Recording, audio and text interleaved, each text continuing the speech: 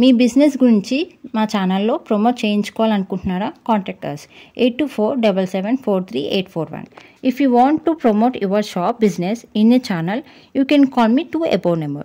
ప్రముఖ డైరెక్టర్ తేజ దర్శకత్వంలో వచ్చిన చిత్రం అనే సినిమా ద్వారా ఇండస్ట్రీకి పరిచయమైన ఉదయ్ కిరణ్ ఎటువంటి సినీ బ్యాక్గ్రౌండ్ లేకుండా ఇండస్ట్రీలో తనదైన పేరు తెచ్చుకున్నాడు. సొంత టాలెంట్తో అతి తక్కువ సమయంలోనే భారీ పాపులారిటీ సొంతం చేసుకున్న హీరోగా రికార్డు సృష్టించారు ఉదయ్ కిరణ్. ముఖ్యంగా నువ్వు నేను, మనసంతా నువ్వే ఇలా వరుస విజయాలు అందుకున్న ఈయన 2001లో ఫిల్మ్ఫేర్ అవార్డు కూడా అందుకున్నారు. ఆ తర్వాత కలుసుకోవాలనే సినిమాలో తన నృత్య ప్రతిభను అందరికీ చూపించారు. తెలుగులో భారీ పాపులారిటీ సొంతం చేసుకున్న తర్వాత 2005లో తమిళంలో బాలచంద్ర దర్శకత్వంలో వచ్చిన పాయ్ అనే చిత్రం ద్వారా తమిళ రంగ ప్రవేశం కూడా చేశారు. అక్కడ మరో 2 సినిమాలు చేసి ప్రేక్షకులు మెప్పించిన ఆ తర్వాత కొంతకాలానికి అక్కడ నుండి తెలుగులోకి వచ్చేశారు. ఇకపోతే ఆ తర్వాత కాలంలో ఈయన నటించిన సినిమాలు పెద్దగా విజయం సాధించకపోవడంతో డిప్రెషన్లోకి వెళ్ళిన ఉదయ్ కిరణ్ ఇంట్లో ఎవరూ లేని చూసి ఆత్మహత్య చేసుకున్నారు.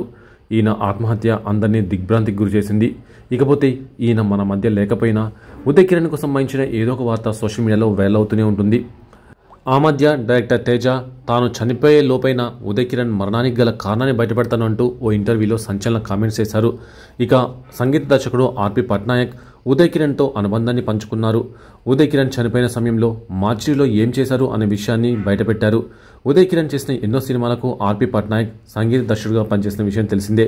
ఈ నేపథ్యంలోనే వీరి మధ్య బాండింగ్ కూడా బాగా ఏర్పడింది. ఆ సాన్నిహిత్యంతోనే ఓ విషయాన్ని చెప్పుకొచ్చారు ఆర్పి పట్నాయక్. ఉదయ్ కిరణ్ మరణవార్త విని ఆశ్చర్యపోయాను. హడావిడిగా హాస్పిటల్కి వెళ్ళాను.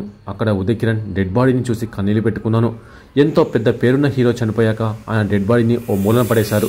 మార్చిలో ఆయన బాడీ దగ్గర ఎవరూ లేరు. అంత పెద్ద పేరున్న నటుడికి మార్చిలో కనీసం మర్యాద లభించకపోవడం నన్ను మరింత బాధకు గురిచేసింది. ఒక మూలన పడిన ఆయన శవాన్ని చూసి నేను తట్టుకోలేకపోయాను అంటూ ఆర్పి పట్నాయక్ ఓ ఇంటర్వ్యూలో చెప్పుకొచ్చారు. చచ్చిపోతే ఎంత పేరు మోసిన వాళ్ళైనా సరే హీనంగా చూస్తారు అంటూ ఆయన తెలిపారు. ఇక ఉదయ్ కిరణ్ మరణించి 7 ఏళ్లు గడిచిపోయింది.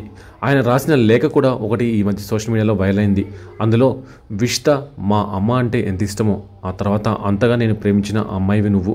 అయితే మన మధ్య గొడవల కారణంగా అంకుల్ ఆంటీ చాలా బాధపడుతున్నారు. వారికి ఈ బాధ ఉండకూడదు.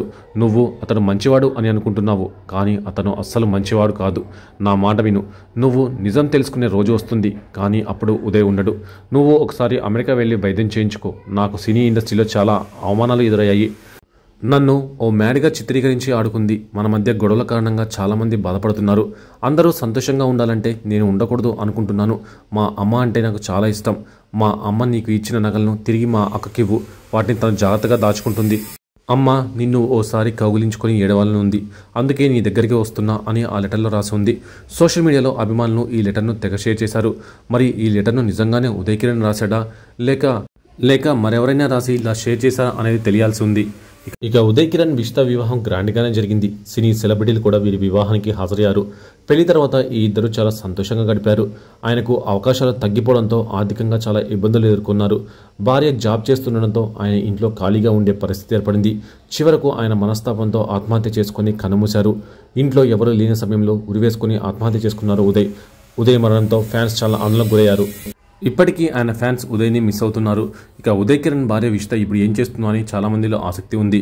అయితే విష్త ఇప్పుడు సాఫ్ట్వేర్ జాబే చేస్తున్నాడా? ఉదయ్ కిరణ్ మరణం తర్వాత ఆమె మరో వివాహం చేసుకోలేదు. జాబ్ చేసుకుంటూ జీవితాన్ని కొనసాగిస్తున్నారు విష్త. వివాహానికి ముందు హీరో ఉదయ్ కిరణ్తో 7 ఏళ్ల పాటు ప్రేమాయణం సాగించింది ఆయన భార్య విష్త. ఇక ఉదయ్ కిరణ్ ఆత్మహత్య చేసుకున్న తర్వాత ఆమెను పోలీసులు విచారించారు. తమ మధ్య పెళ్లికి ముందు లేదా వివాహం తర్వాత ఎలాంటి మనస్పర్ధలు లేవని ఆమె స్పష్టం చేసింది. ఉదయ్ కిరణ్ ఆత్మహత్య చేసుకోవడానికి ముందు విష్త తన స్నేహితుడి పుట్టినరోజు వేడుకల్లో పాల్గొనడానికి వెళ్ళింది. కాసేపటి తర్వాత తాను పార్టీకి వస్తానని ఉదయ్ తనతో చెప్పారని, కానీ అంతలోనే ఈ ఘోరానికి పాల్పడ్డారని చెప్తూ తెగ ఏచేసింది. ఆర్థిక సమస్యలు, కెరీర్ ఆశాజనకంగా లేకపోవడమే ఉదయ్ కిరణ్ను ఆత్మహత్యకు ప్రేరేపించాయని ఆమె చెప్పుకొచ్చింది. తనను ఒంటరివాణ్ణి చేసి వెళ్ళిపోయాడని విష్త అంతకుముందు పోలీసుల వద్ద తన ఆవేదన వ్యక్తం చేసింది. ఉదయ్ కిరణ్ ఎంతసేపు తాను స్టార్ హీరోనన్న చట్టంలో బిగుసుకుపోయాడని, దాని నుంచి బయటకు రాలేక తరచూ సతమతమవుతూ ఉండేవాడని, ఎన్నిసార్లు ఆయనకు నచ్చ చెప్పినా లాభం లేకపోయిందని విష్ట ఆవేదన వ్యక్తం చేసింది. ఇక సినిమాలో అవకాశాలు లేకపోవడం, సహచర నటులు మాట్లాడకపోవడం, సినిమా కార్యక్రమాలకి పిలవకపోవడం, 100 ఏళ్ల సినిమా పండుగకు సైతం ఆహ్వానం అందకపోవడం ఇవన్నీ ఉదయ్పై ప్రభావం చూపాయని ఆమె చెప్పారు. విలువైన స్థలాలు చాలానే ఉన్నా వాటిని అమ్మి పరిస్థితులను చక్కదిద్దుకోవడంలో విఫలమయ్యాడని విష్ట చెప్పుకొచ్చింది.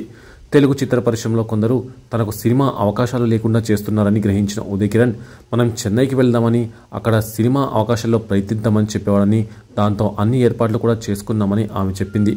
నెలకు 25,000 అదేతో ఓ ఇంటిని తీసుకొని 3 నెలల అడ్వాన్స్ కూడా చెల్లించామని, కానీ ఇంతలోనే ఆత్మహత్యకు పాల్పడని విష్తా పోలీసుల ముందు వెల్లడించింది.